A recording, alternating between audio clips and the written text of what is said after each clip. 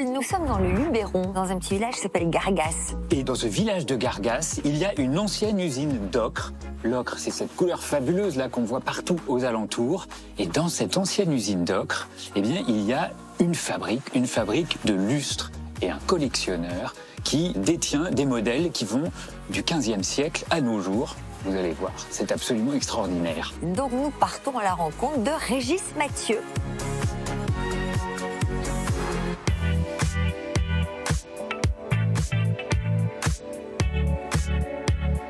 Ah oui. Waouh.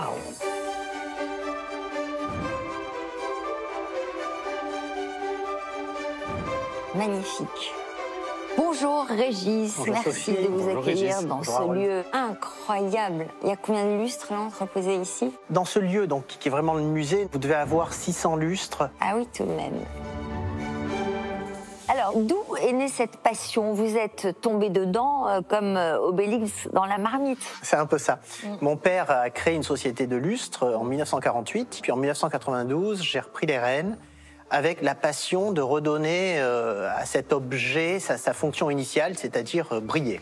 Alors, en tout cas, vous apportez de la lumière dans les yeux d'Harold qui ne sait plus où regarder, parce que là, on commence par l'origine du lustre. Voilà, votre collection est présentée de façon chronologique. Il n'y a pas les tout premiers lustres. Les tout premiers lustres, ils étaient en bois à l'époque médiévale. On appelait ça des chandeliers à suspendre. C'était assez rudimentaire. C'était une espèce de croix en bois sur laquelle on avait disposé des chandelles. Donc ça, c'est vraiment les premiers lustres à l'époque médiévale. Ce qui est rigolo à rajouter, c'est que c'était vendu dans la rue des bouchers. Parce qu'en fait, c'était pas des chandelles qu'on y mettait. C'était des chandelles en graisse, vous oui, vous savez, Grèce, voilà. Absolument. Et en fait, on n'est pas encore à ce que nous on appelle le lustre parce qu'on est au service, si vous voulez, d'une fonction qui sent pas bon, qui est pas très agréable, etc.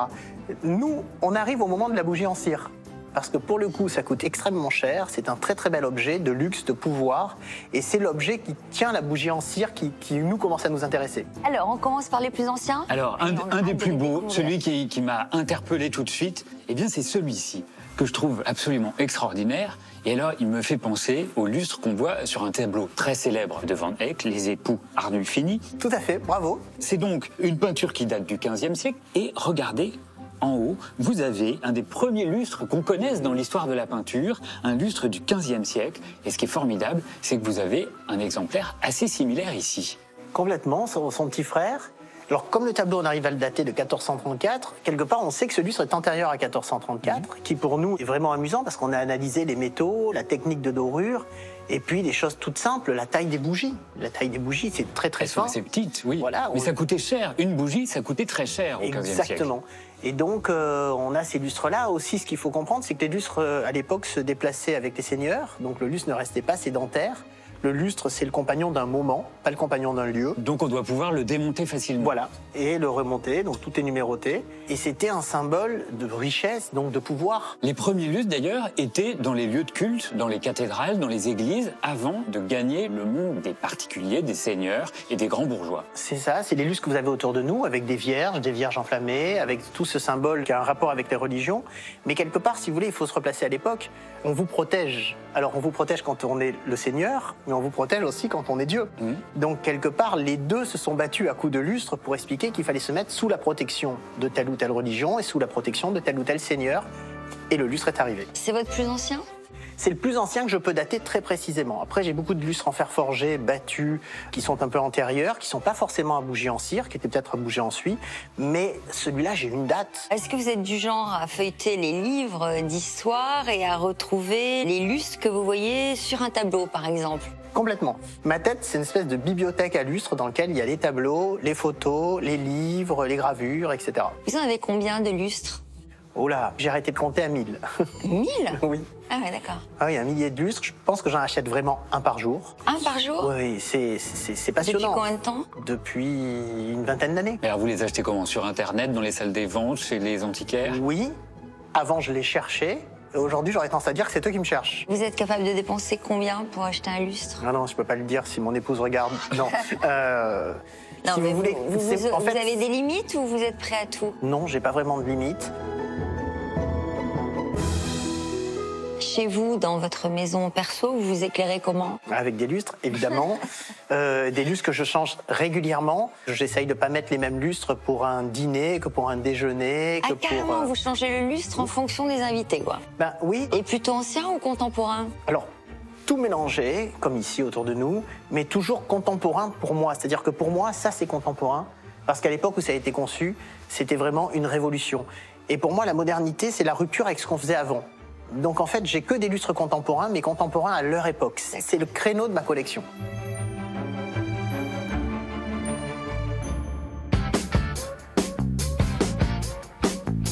Alors, on va faire ce tour de lustre. Là, on sort donc du Moyen-Âge pour arriver au XVIIe.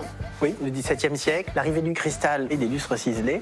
Quand on dit cristal au XVIIe siècle, c'est du cristal naturel. Du cristal de roche. Du cristal de roche. C'est pour ça qu'il n'est pas aussi transparent. C'est une pierre, en fait. C'est-à-dire qu'il est très transparent pour une pierre, mais pas aussi transparent que du verre. Mais il y a du givre à l'intérieur, et c'est comme ça d'ailleurs qu'on reconnaît le cristal de roche, c'est parce qu'il est habité. Tout à fait. Aussi, en termes de région, la France et l'Italie sont un peu le centre du monde pour les lustres en cristal de roche, parce que le cristal de roche, ça vient des Alpes.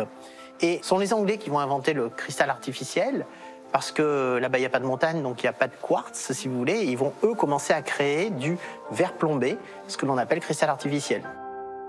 Et puis, le XVIIe siècle, c'est pour nous, Français, un moment très important. C'est la construction du château de Versailles. Donc, c'est aussi l'artisanat qu'on va chercher, les meilleurs artisans. On va chercher la fabrication des miroirs qu'on ne faisait qu'à Venise à l'époque, les plus grands peintres, etc. Donc, sous l'impulsion de Colbert, tout ça. Évidemment, bien sûr. Colbert qui va protéger un artiste dont le nom résonne aujourd'hui, André-Charles Boulle. Eh bien oui, André-Charles Boulle a fait des lustres. Et ici, vous en avez de très beaux exemples, notamment derrière nous, un lustre qui date vraiment donc, de la toute fin du XVIIe siècle, autour des années 1690-1700 vraisemblablement. C'est ça, complètement. André-Charles Boulle a véritablement inventé un style. Vous voyez, c'est le premier à utiliser ces mascarons, ces têtes d'indiennes. Vous voyez, elles ont une coiffe surmontée de plumes. Vous avez également des petites têtes coiffées de pampres de vigne, probablement une évocation de Bacchus. Ouais. Et puis, ces feuillages, ces feuilles d'acanthe. C'est le premier à inventer ce répertoire ornemental assez extraordinaire qui va influencer tous les bronziers au XVIIIe siècle. C'est en bronze doré. En bronze doré. C'est sa dorure d'origine et vous voyez qu'elle est d'une qualité extraordinaire. Ouais. Alors, on continue. Et alors là, on arrive au XVIIIe siècle avec des modèles très emblématiques. Vous voyez, toutes ces pampilles, tous ces cristaux, ces pendeloques. Ça, c'est vraiment le modèle du XVIIIe siècle. Et puis, des modèles en bronze doré. Et donc là, on est dans le plus pur style rocaille. Vous voyez, avec ces formes mouvementées, ces grands feuillages très exubérants. C'est la démesure. C'est un objet absolument extraordinaire. Juste pour savoir, entre nous, comme ça, personne n'écoute, ça vaut combien un lustre comme ça? Si on veut s'offrir un petit lustre pour la salle à manger à Rolle? Alors, c'est pas excessivement coûteux, des lustres qui sont en bronze et en cristal artificiel, parce que ce qui coûte très très cher, c'est le cristal de roche et la ciselure, le temps qu'on va passer à sculpter les objets. Donc un lustre comme ça, selon la taille, selon le style, on est entre 10 et 20 000 euros. Par contre, ça peut partir énormément vers le haut quand on est sur des lustres qui ont de la ciselure, c'est-à-dire des heures et des heures et des heures de sculpture pour arriver à faire des endroits qui reflètent la lumière. Alors sur un lustre comme ça, on est plus que 50 000 euros. Ah oui, tout de même.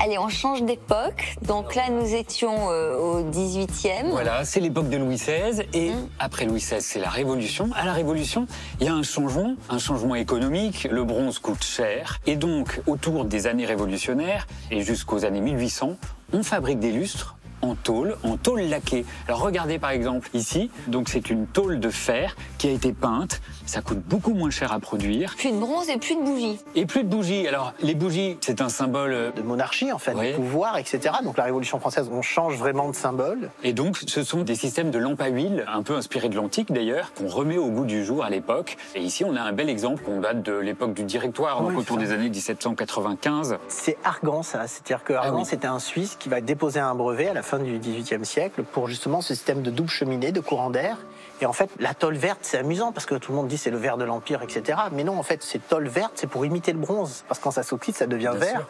Donc avec des rehauts dorés. Et puis aussi, on trouve plus de bronze à cette époque-là. Parce que quand on gagne Austerlitz, on fait la colonne Vendôme en bronze parce qu'on a tous les canons des Autrichiens. Mais après, on a commencé un peu à en perdre des batailles. Et donc le bronze, à l'époque, ne devait pas être utilisé pour l'industrie, mais pour la défense. Bien sûr. Et donc voilà cette mode de lustre. On va continuer notre cheminement chronologique. Et alors, regardez par exemple cette forme de lustre. Eh bien, c'est pas une forme anodine. On appelle ça un lustre montgolfière. Ça s'inspire de la première montgolfière qui a volé en 1783, qui a eu tellement de succès auprès du public que les fabricants de lustres se sont amusés à reprendre la forme de la montgolfière pour leur création. Donc, on trouve des montgolfières un petit peu partout à partir de 1783. C'est ça. Aussi, ce qu'on peut ajouter, c'est qu'on utilise moins de cristal de roche, on utilise du cristal optique, c'est-à-dire taillé. Et ce qui va se passer aussi à ce moment-là, par rapport au XVIIIe siècle, c'est qu'en fait, les frontières sont complètement ouvertes et que les campagnes napoléoniennes vont faire que on va commencer à échanger les objets avec la Russie. Donc les lustres russes vont être à la mode en France. Ah oui, les lustres russes, les lustres de la Baltique sont particulièrement intéressants avec ces arcs sur lesquels sont accrochés des mirzas. Donc les mirzas, c'est le nom de ces petites pendeloques. Et c'est vraiment typique de la Baltique, de la Russie, de la Suède. Dans toute cette région-là, on a fabriqué des lustres étonnants au cours des premières années du 19e siècle. Voilà, complètement, à cheval, 18e, 19e. Ce qui est amusant avec ces lustres, c'est qu'ils sont extrêmement légers. Très très souvent un vert de couleur, donc un vert bleu, un vert rouge, un vert vert. Et ces lustres sont fabriqués d'une autre manière que les lustres des grands maîtres français. C'est-à-dire que ça, c'est du bois, ça, c'est du fer, ça, c'est de la tôle emboutie, ça, c'est du plomb. Ah oui. Et tout ça, c'est doré à la feuille pour faire l'effet d'un grand lustre en bronze. Mais les plus beaux lustres du monde ont été fabriqués par les Français au XVIIIe siècle avec une manière qui n'emmène aucune confusion. C'est ciselé, c'est doré, c'est en bronze. Quand vous êtes dans un grand palais italien et que vous avez un immense lustre en bronze, une fois sur deux, il est en bois doré. Et on est le centre du monde au XVIIIe siècle d'un savoir-faire et d'un niveau de qualité extraordinaire. Ce qui est important dans l'évolution des lustres, c'est aussi l'évolution de la lumière, parce qu'à un moment, c'est le lustre qui suit la technologie.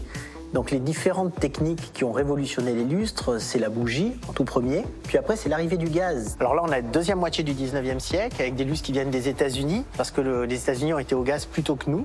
Et puis nous, vers 1870, 1880, tous ces lustres au gaz, où vous voyez des robinets un petit peu partout, mais qui va très très souvent se repositionner à la bougie, parce que la bougie, ça fait rêver en fait. La bougie, c'est le pouvoir, c'est le romantisme au 19e siècle, et donc le gaz va aussi imiter la bougie, avec une longueur de flamme plus longue que la bougie qui se consomme. Et enfin l'électricité, qui a un petit peu révolutionné les lustres. L'arrivée de l'électricité dans l'industrie, c'est 1850, mais par contre l'arrivée de l'électricité dans les lustres, c'est avec l'ampoule Edison, donc c'est vraiment 1900. Et ces lustres-là, à partir de là, ils sont dessinés autour des ampoules. Donc, les créateurs de lustres ont un registre tout à fait nouveau pour inventer des objets. Oui. Ça part dans tous les sens, et sur tous les pays, et c'est une période qui est vraiment très très riche. D'ailleurs, mon bureau, moi, n'est rempli que de lustres 1900, avec alors, cette lumière qui descend. Est-ce qu'il y a un lustre que vous n'avez pas encore trouvé, que vous rêvez d'acheter ? Aujourd'hui, je dirais que c'est pas l'objet que je veux, c'est le fou qui l'a créé, que je veux trouver encore plus fou, si vous voulez. Est-ce que vous avez une idée de la valeur globale de votre collection ? Pas du tout, parce que d'abord ça a été acheté sur 30 ans. Il y a des objets que j'ai achetés en petits morceaux, il y a des objets que j'ai reconstitués parce qu'un jour j'ai trouvé une moitié là, l'autre jour une moitié là-bas. Par contre aujourd'hui, on me demande des valeurs auxquelles je vendrais certaines pièces. C'est-à-dire que vous pouvez aussi en vendre des lustres ? C'est important à mon âge de me dire, quand la personne a le lieu pour, oui, le lustre doit repartir. Même un lustre rare, à part certains, comme le lustre Van Eyck, où j'ai dit non à quelqu'un qui le voulait absolument. Parce que, quelque part, c'est l'histoire de ma collection et il m'a fallu 30 ans pour créer cette collection. Donc, laissez-moi la raconter pendant que je suis là. Mais après, ce lustre-là, j'aimerais qu'il reparte dans un musée qui va parler de cette époque-là. Bon, en tout cas, bravo. C'est un parcours formidable, complet, malin. Merci. C'est superbe. Merci de votre accueil. C'est magnifique. Merci beaucoup. Merci. Au revoir. Au revoir.